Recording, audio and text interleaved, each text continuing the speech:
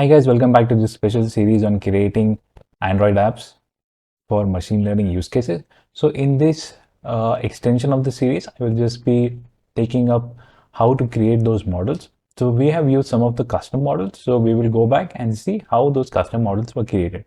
So starting by checking how to create a custom image classification model. So if you want to identify flowers or leaves or anything, how would you do that? We are following the code lab given by Google, and they already have this image classifier model notebook which you can follow or you can copy and change some of the parameters to suit your use case. The main thing that you need as a preparation is the data set. So if you want to identify flowers, so this is the data set that Google has used, and they have done it only for these 5 flowers, and each folder contains the different images of the flower that they are trying to identify. So you can see each folder contains more than 600 to 700 photographs. So the more data set you provide, the more accurate your model is going to be. It is seeing the number of images. You can be pretty sure that just by giving 10-15 images, it is not going to work. In case of image classification and object detection. Object detection might work, but image classification, you do need a lot of images. Most of the face identification models are already pre-built and pre-baked, so they might work. But if you want to build a new custom image classification model, you need upwards of at least 500 images. So let's get started. So this is the model. The first step is to install the model maker. So main thing to note is that we are using TF Lite model maker so that the model can work with mobile devices, IoT devices, and can easily run on Android and iOS. If you don't want that, you can use the TF model maker, but the steps would be similar. So this is the installation, and then we are just importing all the classes that we need, and we will also check that the version is starting with 2. So this is the assert statement, and then we are setting the logger. So let's wait till it. Okay, so this is complete. So let's do the import and check, do the version check.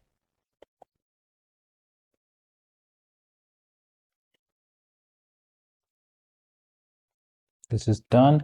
And now we are actually going to download the data. So this is already hosted here. This is the same place where I downloaded the data set. This is the origin URL, and this is the name of the folder. And we have to give untar equal to true. So basically this is the name of the file, flower underscore photos. And we will tell this utility function, after it is downloaded, they need to untar also. So if you want the documentation, it is already here. You can just Google for this. I'll also add it to the description. So let's do that.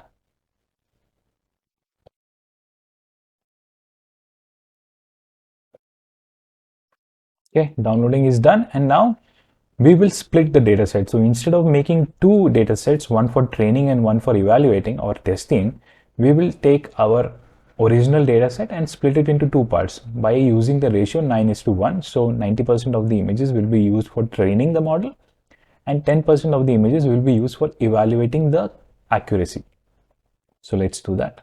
So this is where you can see data.split 0.9, which would mean that 0.9 or 90% of the data will go for training and the rest will go to test. And here is actually where the classifier is created and then evaluated. So this might take some time.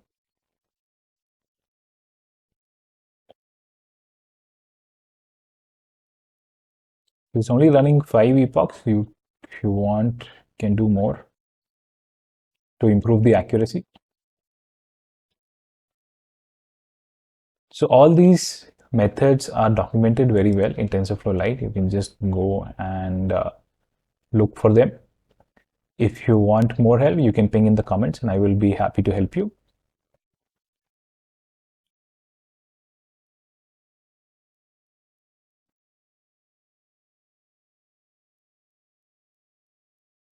Okay, let's see. Okay, so image classification model is ready. So now Let's check the accuracy.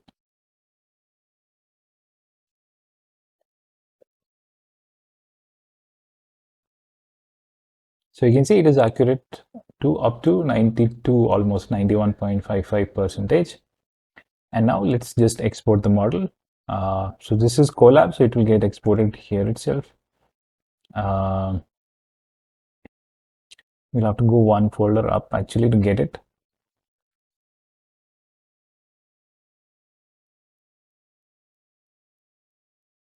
So here, this is the folder which will get created, and that will have the model. Be sure to rename the model once you download it, because they will just write model.tflite. And if you're making a lot of models and with versioning, just be sure, like once you rename, you add the version or date to it so that it's easy to find it later.